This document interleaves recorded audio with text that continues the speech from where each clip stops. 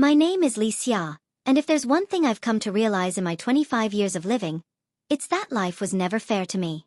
I wasn't born with beauty that could make men go crazy, nor with a powerful background that could shield me from the cruelty of this world. They say life imitates art, but I never expected to die proving that theory. I was Li Xia, a rising actress not famous enough to be untouchable, but well known enough to be hated. My specialty? Playing villainesses. The women everyone loved to despise. The cruel, jealous wives. The arrogant heiresses. The ones who stood in the way of the perfect heroine's happiness. No matter how well I played my roles, the audience never seemed to separate me from the characters. In every drama, I was the scheming, over-the-top villainess who slapped the pure and innocent female lead. And in real life, the netizens ate it up. Li Xia is so unlikable. Her face is perfect for playing the evil wife. No wonder she's always cast as the villainess. Her aura is too hateful. It didn't matter that I was just doing my job. The industry was ruthless, and public perception meant everything. I was ridiculed on social media, ignored at industry parties, and bullied on set.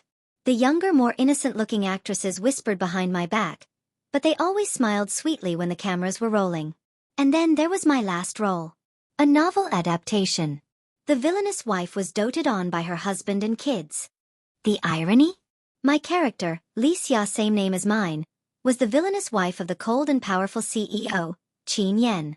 She was hated by her stepfamily, mocked by high society, ignored by her husband, and belittled by her twin sons. But in a twist, after she finally snapped and embraced her villainous side, everyone started to respect her. That was the role I had to play. I knew this character. I understood her. She was a woman who had endured too much and finally decided to take back her life. But even though I poured everything into the role, the set was still a battlefield. The female lead, Lu Mei, was a beloved actress known for playing the nation's sweetheart. On and off camera, she played her role too well. When we had confrontation scenes, she'd accidentally hit me too hard. Whenever I retaliated as per the script, she'd cry and say she was scared of me. The director would rush to comfort her while giving me warning glares. Of course. Who would believe the villainess over the poor, delicate heroine? The other actresses followed her lead, making sure I knew my place. My costumes were suddenly misplaced, my makeup was accidentally ruined, and my lunch was conveniently stolen or tampered with. Still I kept going. After all, once the drama aired, it could be my breakthrough. Then the accident happened. It was the final day of filming. The last scene. Li Xia, after years of being trampled on, finally stood up for herself. She strode into the banquet hall wearing a stunning red dress, head held high, and declared her independence. Her husband, Qin Yan, was supposed to look at her with new admiration, and their twins would finally acknowledge her strength. I was standing under a grand chandelier, the lights warm on my skin as I delivered Li Xia's powerful monologue. Since the world insists on treating me as a villainess, then I shall embrace it. From today onward, I will live for myself. The words left my lips, filled with all the emotion I had bottled up, both as Li Xia the villainess and as Li Xia the actress. Then, a loud crack echoed through the set. For a second, I thought it was part of the scene. Then I heard the gasps. The screams. I looked up. The chandelier above me was falling. No time to move. No time to scream. No time to do anything. The world blurred into blinding light, a sharp pain cracked through my skull, and everything went dark. Am I dead? That was my first thought when I opened my eyes. I felt strange. My head ached, my body felt weak, and there was a heavy warmth around me.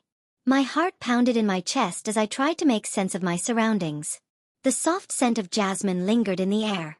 The bed beneath me was luxurious, the silk sheets far too extravagant for my tiny apartment. My gaze darted around the unfamiliar room, elegant furniture, warm golden lights, and an air of quiet wealth. This wasn't my home. I forced myself to sit up, my hands trembling as I reached for my forehead. Something was wrong. My body felt smaller? No, not smaller, different. I turned my head slightly and caught a glimpse of my reflection in the tall mirror by the bedside. I froze. This isn't my face. No. Wait. It is. But softer. Younger. And unmistakably, the face of Li Xia, the villainous wife I had just played in my last drama. My breath hitched. My fingers dug into the sheets. No. No way. I scrambled out of bed and nearly tripped over myself. My pulse raced as I took in the surroundings again, my mind working at impossible speeds. A rich, extravagant bedroom. A body that wasn't mine. A face I recognized but had only worn for a role. No way, I whispered. I transmigrated? Memories rushed in like an uncontrollable flood. My name was now Li Xia, but not as an actress, no. I was inside the world of the novel. The villainous wife was doted on by her husband and kids. The very story where I had played a weak, timid villainous wife that everyone despised. The role that had gotten me mocked, humiliated, and ridiculed. And now, I was her. I groaned and pressed my fingers against my temple. This has to be a dream. A nightmare. A fever hallucination. But it wasn't. Because the more I tried to deny it, the more memories surfaced. This body's past. Her life. Her pain. This Li Xia had spent 5 miserable years married to Qin Yan, the cold and ruthless CEO of the Qin Corporation. A man who had ignored her for years, barely acknowledging her existence. The same man I had just played in a drama as his pitiful wife. And the worst part? I had twins. Twin boys. Their names? Qin Rue and Qin Ran. And they hated me.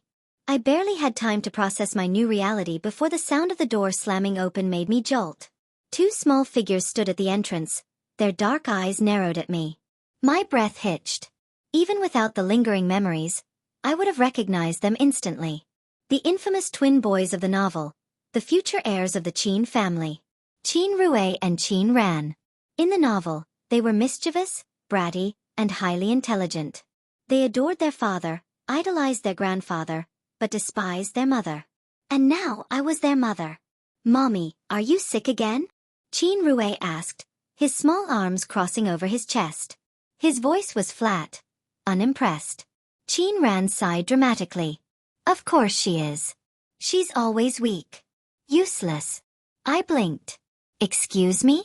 These little brats. The memories of the original Li Xia surfaced again. She had been weak, always timid, always crying when things didn't go her way. She had been bullied by high society, looked down upon by her own family, and ignored by her husband. Even her own kids thought she was pathetic. I took a deep breath. All right. Fine. If this world wanted me to be the villainess, then I'd show them what real villainess looked like. I swung my legs over the bed, ignoring the slight dizziness, and stood up. The twins blinked up at me, clearly surprised. Probably expecting me to cower or cry like the previous Li Xia. Not today. I straightened my back, lifting my chin slightly. Qin Rue. Qin Ran. The boys flinched, hearing their full names come from my mouth in such a firm tone. I don't care what you thought of me before, I said, voice steady, unwavering. But from now on, things will be different. Qin Rue raised a brow. What do you mean? I smirked. You'll see. Before they could question me further, a maid rushed into the room, looking pale. Madam, your father and stepsister are here. They're demanding to see you. I exhaled slowly. Ah, right on cue. The memories told me everything I needed to know. My so-called father, Li Chang, and my lovely White Lotus stepsister, Villian. The 2 people who had drained the original Li Xia of her wealth and self-esteem. They were here for money, as usual. And the previous Li Xia? She would have handed over whatever they wanted without question. Too bad I wasn't her. I turned to the twins, smirking. Boys, watch closely. Mommy's about to teach you how to deal with parasites. Their eyes widened. Good. Time for them to see a different side of me. The moment I stepped into the living room, I was greeted by Li Cheng's impatient scoff. You finally decided to come out, he said, arms crossed. What took you so long? And why haven't you transferred the 3 million yuan I asked for? Bai Lian, ever the delicate flower, bit her lip and clung to his arm. Sister, please. It's just a small amount. We're family, right? I almost laughed. Family? Since when? The old Li Xia would have given in. She would have bowed her head, apologized for taking so long, and wired them the money immediately. But I tilted my head, crossing my arms over my chest. 3 million yuan? I repeated, pretending to think. Oh, that's right. You needed it for your boyfriend's failed business, correct? Bai Lian stiffened. Bullseye. Li Cheng's expression darkened. Li Xia, how dare you speak to us like that? I smiled sweetly. Oh, I dare, father. In fact, let me make things clear, you're not getting a single cent from me. Bai Lian gasped. Sister, how can you be so heartless? I feigned sympathy. Heartless? Oh no, Bai Lian. I'm simply being wise. Li Cheng slammed his hand on the table. You ungrateful brat. I raised you. Wrong, I interrupted, stepping forward. You didn't raise me. My mother did. And she died because of you. Silence. For the first time, I saw genuine shock in his eyes. I smirked, stepping even closer. If you ever come here again, demanding money like a beggar, I'll make sure you and your little princess regret it. Now get out. Bai Lian paled. But I pointed at the door. Out. They stumbled back, clearly not expecting this version of me. The version that wasn't weak. The version that had finally woken up. As they left, I turned to see Qin Rue and Qin Ran staring at me with wide eyes. Mommy. Qin Ran murmured. That was so cool. I smirked. Told you things would be different. And from that moment on they were. While trying to fit in my present life, I never imagined that in any lifetime, I'd be the type of woman who would charge into a battlefield, especially not one filled with pretentious, pearl-clutching rich wives, but here I was, speeding down the road on a sleek black power bike, wind whipping through my hair, my heart pounding with fury. The moment I learned my twins had been bullied at school, something inside me snapped. I had been a pushover for far too long in this world. If they wanted a villainess, I'd give them one. By the time I screeched into the elite private school's front gates, heads turned in horror. A woman in a leather jacket, straddling a monstrous motorcycle, was not a common sight in this high society setting.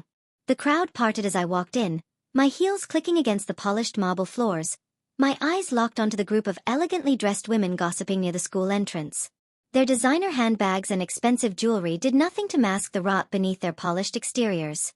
These were the so-called mothers of my children's bullies. Oh, isn't that Qin Yan's useless wife? One of them sneered, folding her arms. Why is she even here? Another whispered, smirking. I heard her husband doesn't even care about her.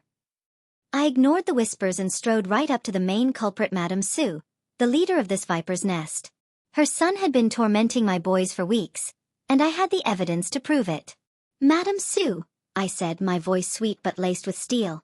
Would you care to explain why your son thinks it's acceptable to push my children into the mud and call them fatherless? She let out a fake laugh, waving a manicured hand. Oh, children will be children. Boys fight all the time. Why don't you teach yours to be stronger instead of running to their mother? I smiled. Oh, I did. But I prefer handling pests myself. Before she could react, I grabbed her by the wrist and twisted it. A sharp cry echoed through the school courtyard. Gasps filled the air as the other mothers stumbled back. You're insane. Madame Su shrieked, trying to pull away. No, I'm just returning the favor. If your son likes bullying, maybe you should experience it firsthand, I said, yanking her forward before shoving her back. She stumbled, tripping over her designer heels, landing flat on the cold floor. Her friends rushed to help her, but I turned to the rest of them, my expression dark. If I hear of anyone bullying my children again, I will personally ensure you regret it. And trust me, I have more ways than just a simple beating. The rich wives paled, realizing I wasn't bluffing. At that moment, a pair of excited voices rang out. Mommy! I turned to see Qin Rue and Qin Ran standing by the school entrance, their little faces filled with awe. They ran to me, throwing their arms around my legs. Mommy, you were so cool. Qin Rue grinned. Like a superhero.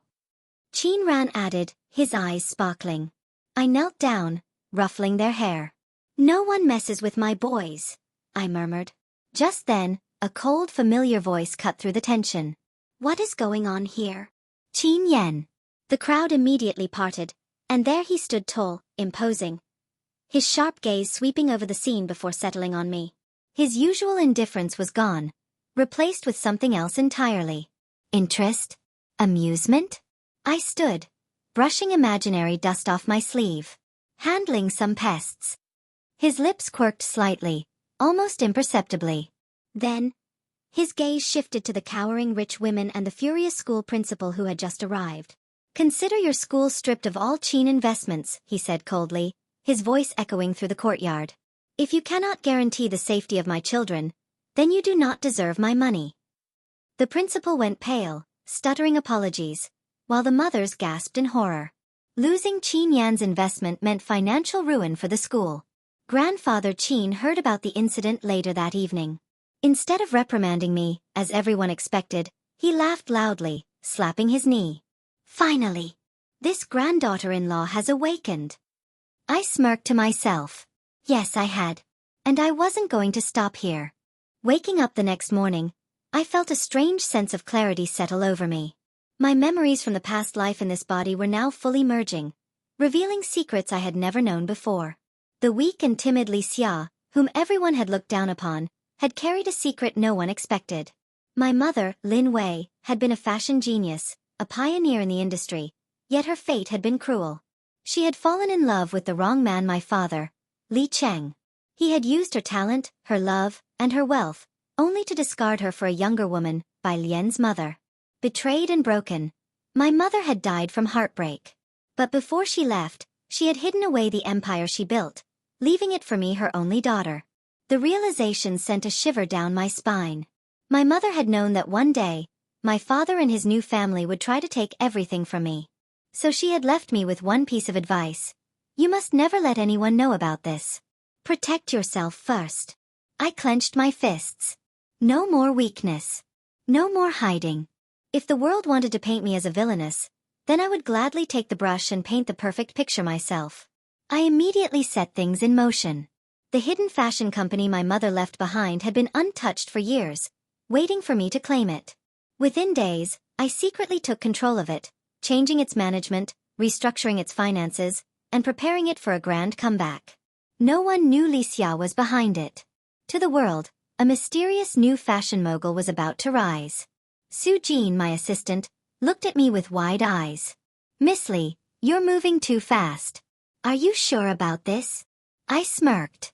I was born for this. Meanwhile, Qin Yan's behavior was shifting. He was watching me closely, his sharp eyes lingering on me longer than before. It was unnerving yet thrilling. Every time I walked past him, I could feel his intense gaze follow me. He wasn't just ignoring me anymore, he was observing, studying, as if trying to understand what had changed about his wife of 5 years.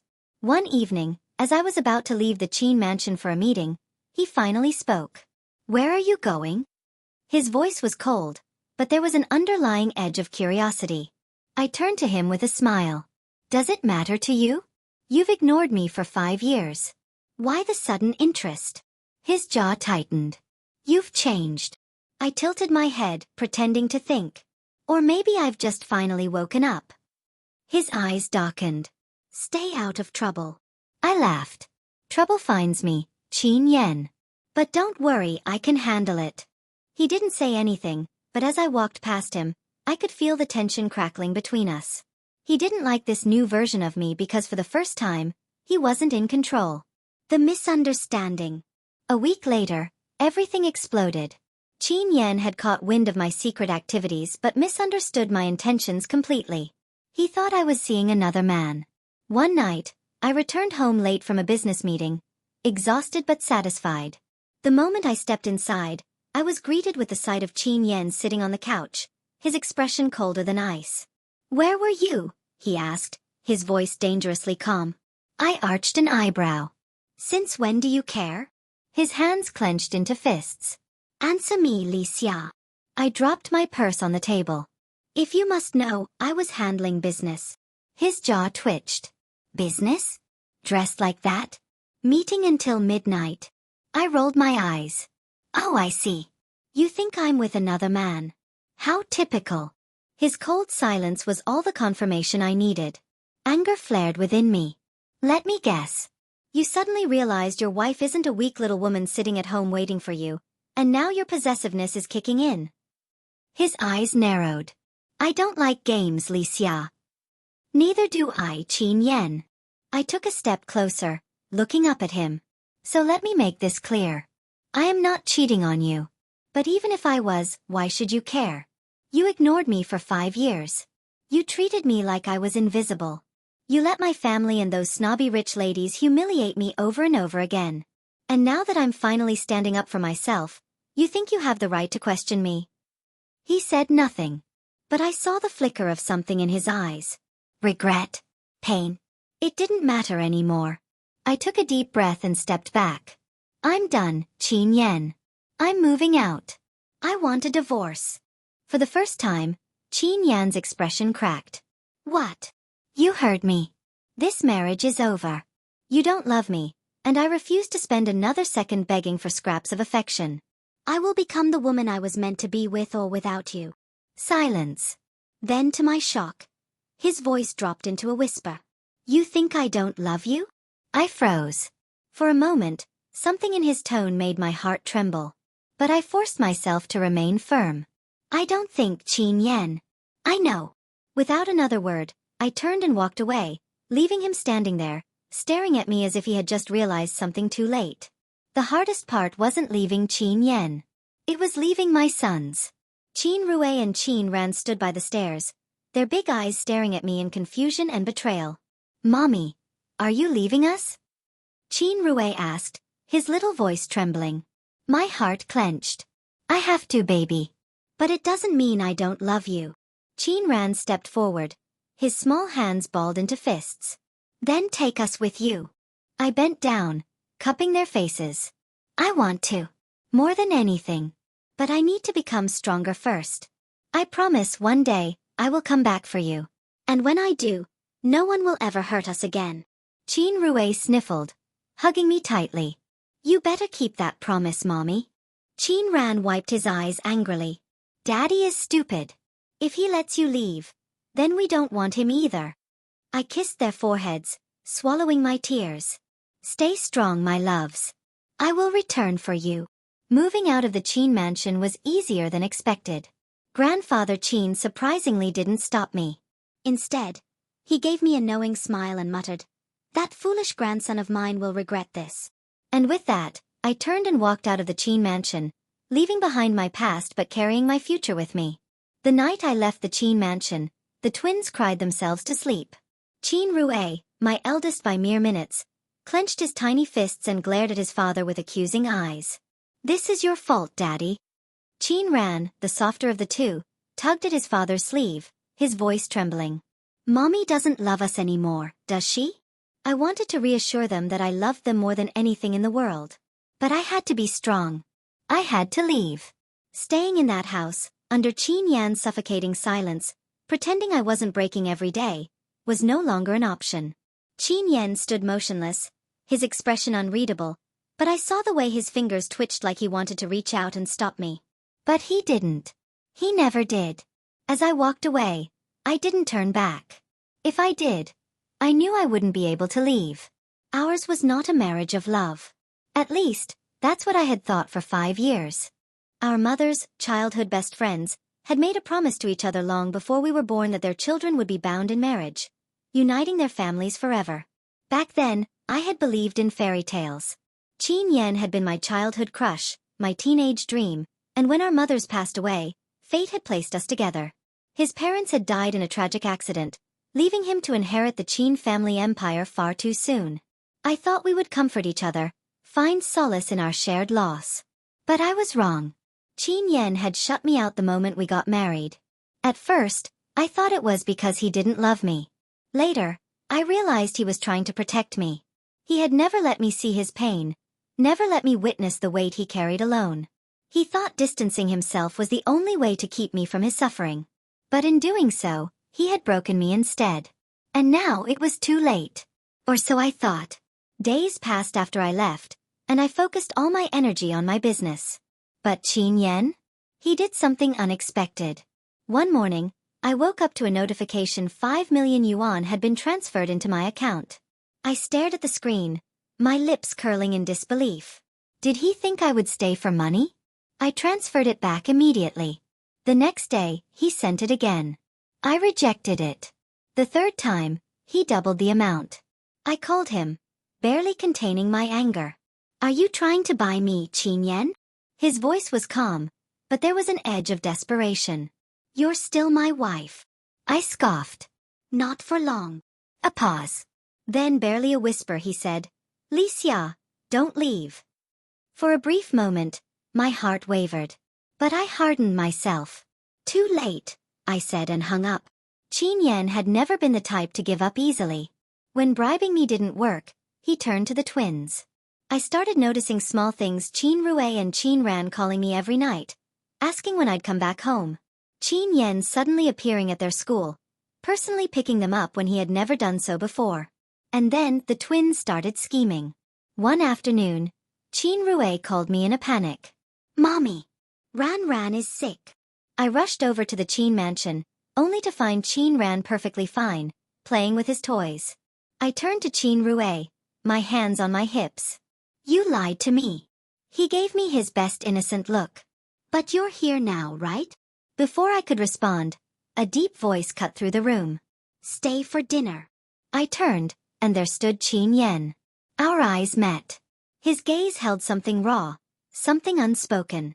I should have refused. I should have walked away. But against my better judgment, I stayed. And for the first time in 5 years, we sat at the same table as a family. While Qin Yan was trying to win me back, I was making moves of my own. The annual charity gala was the perfect stage. My father and stepsister Villian were attending, and I knew they would try to humiliate me like always. But this time, I wasn't the weak Li Xia they were used to. When I arrived, heads turned. Gone was the timid woman who used to lower her gaze.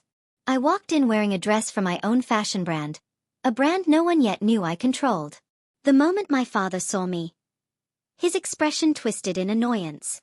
What are you doing here? I smiled. Oh, didn't you hear? I'm one of the event's main sponsors. Gasps echoed around the room. Bai Lian's face turned pale. You, she sneered. Don't make me laugh. A useless woman like you. I cut her off, stepping closer so only she could hear me. You should be careful, Bai Lian.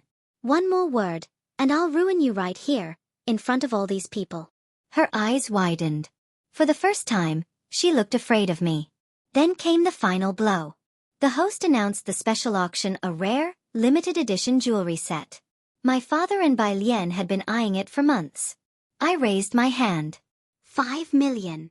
Bai Lian's lips curled. 6 million. 10 million.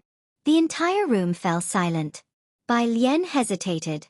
She turned to my father, whispering urgently. He gritted his teeth but nodded. 15 million, she called out smugly. I smirked. 50 million. The crowd erupted. Bai Lian choked.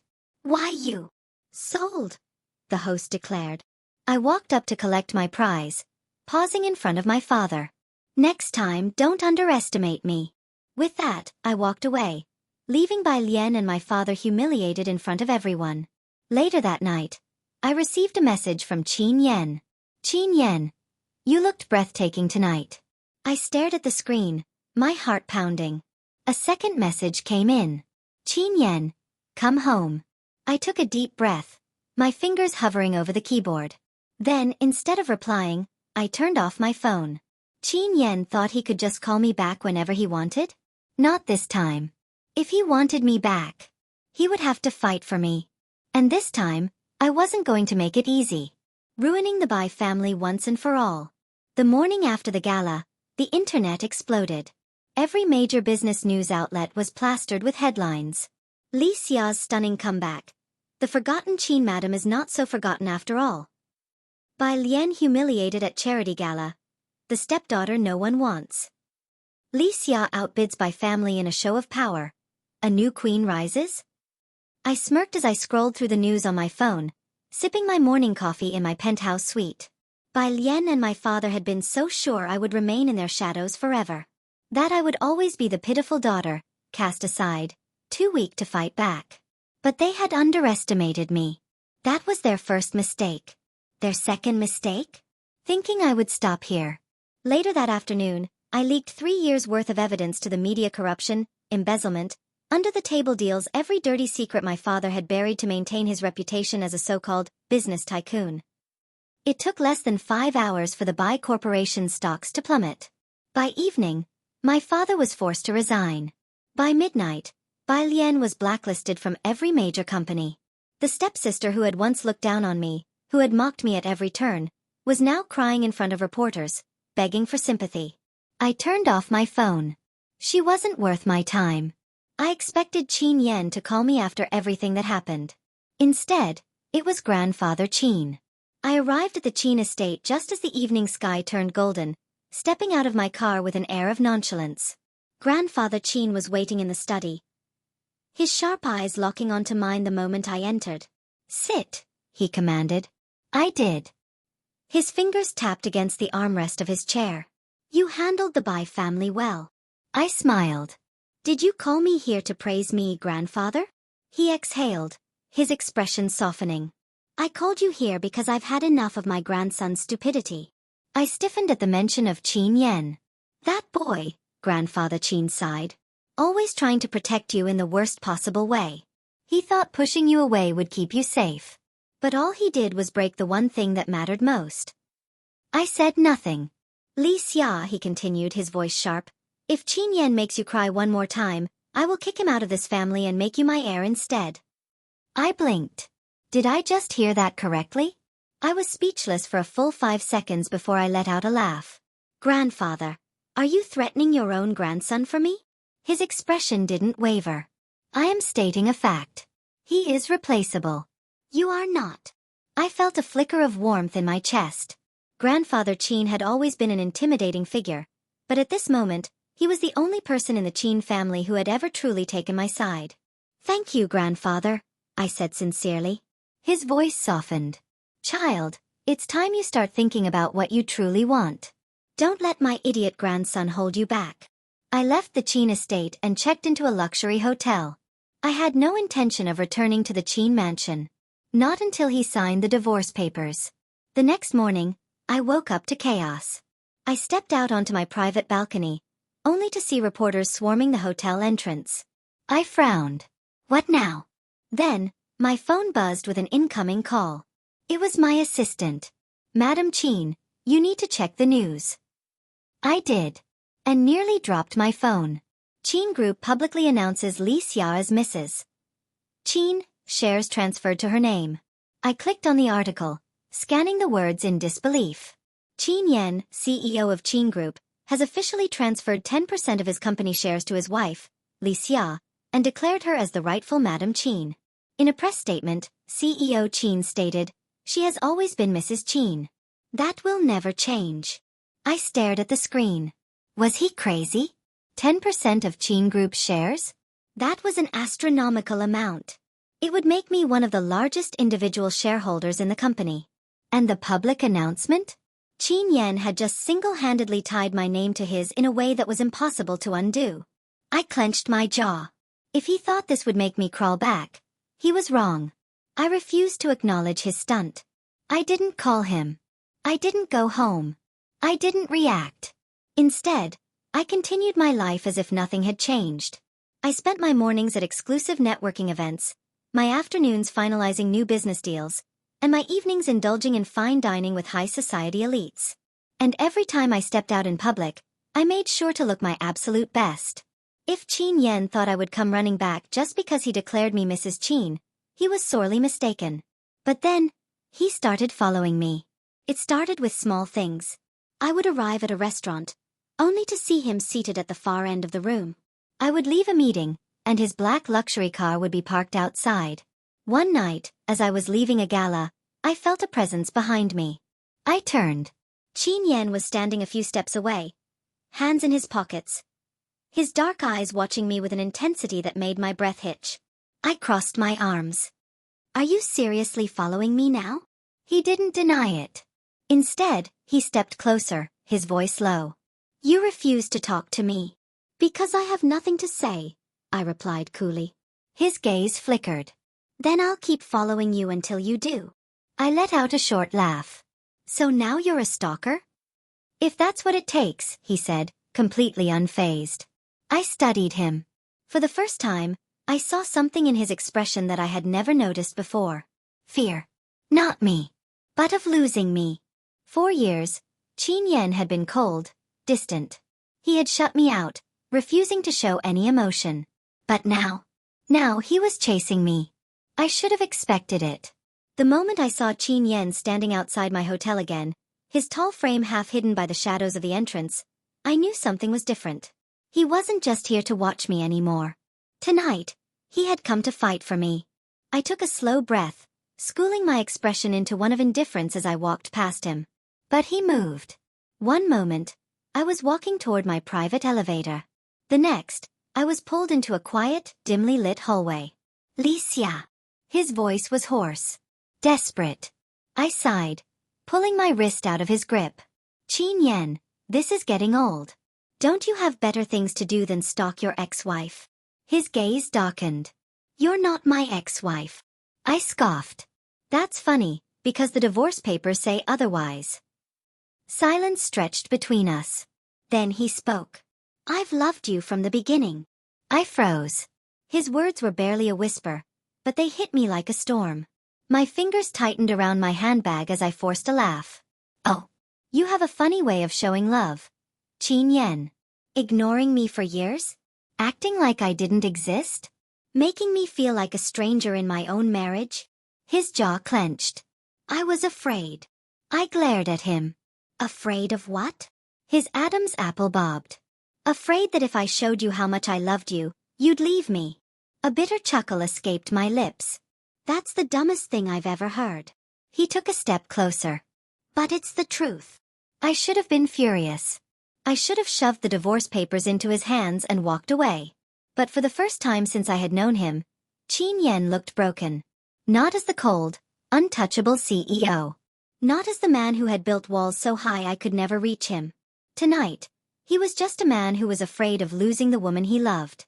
I took a deep breath, my fingers loosening. Then, slowly, I tore the divorce papers in half. His breath hitched. If you want me, I said, letting the torn pieces fall to the floor, then chase me properly. The next morning, I was sipping coffee in my penthouse when my phone rang. It was a video call from the twins. I answered. What do you two want? 2 identical faces pouted at me through the screen. Mommy, come home. I exhaled. I already told you, babies. Mommy is busy. But Daddy is so sad. Rue whined, dramatically flopping onto what looked like the living room couch. Juan nodded. He hasn't even eaten dinner properly. I raised an eyebrow.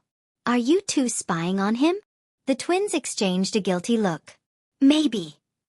Rue mumbled. That's not the point. Juan huffed. The point is, we need you home, Mommy. You're the only one who can make Daddy less dumb. I laughed despite myself. Rue clasped her hands together. Please, Mommy.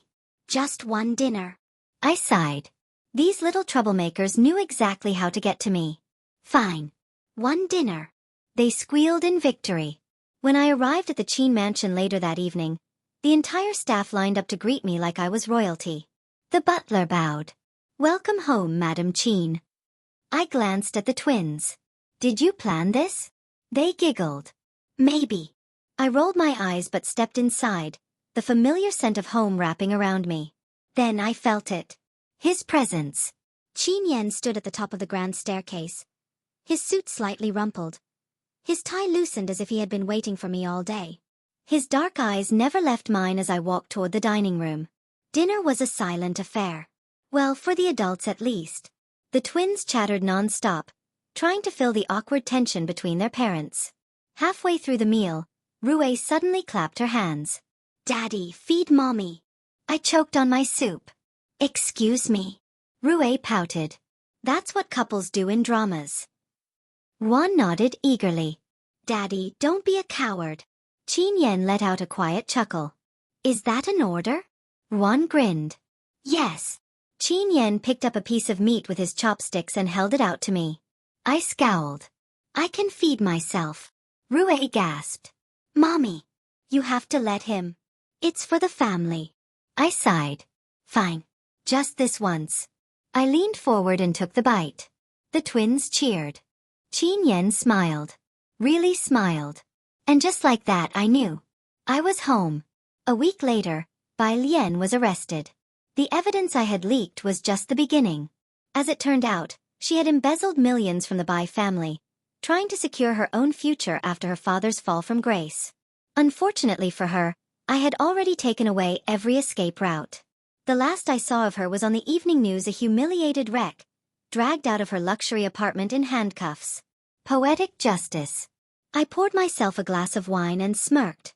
She had tried to ruin my life. Instead, she had ruined herself. One evening, as I stepped out of the shower, I found Qin Yan waiting in our bedroom. He held up a gold-embossed contract. I frowned. What's that? He walked over, his gaze dark with intent. A marriage contract, he said. Since you don't want a divorce, let's make this official again. I raised an eyebrow. We're already married, Qin Yan. His lips curled into a smirk. Then let's renew our vows. On your terms. I took the contract, scanning the terms. Everything was in my favor. I controlled my assets, my shares, my businesses. And at the very bottom, in bold letters, it read, Qin Yan agrees to spoil Li Xia for the rest of her life. I looked up at him. Really? I deadpanned. He shrugged. I thought it was necessary. I stared at him for a long moment before finally signing my name. Qin Yan took the contract, kissed the signature, and smiled. Welcome home, Mrs. Qin.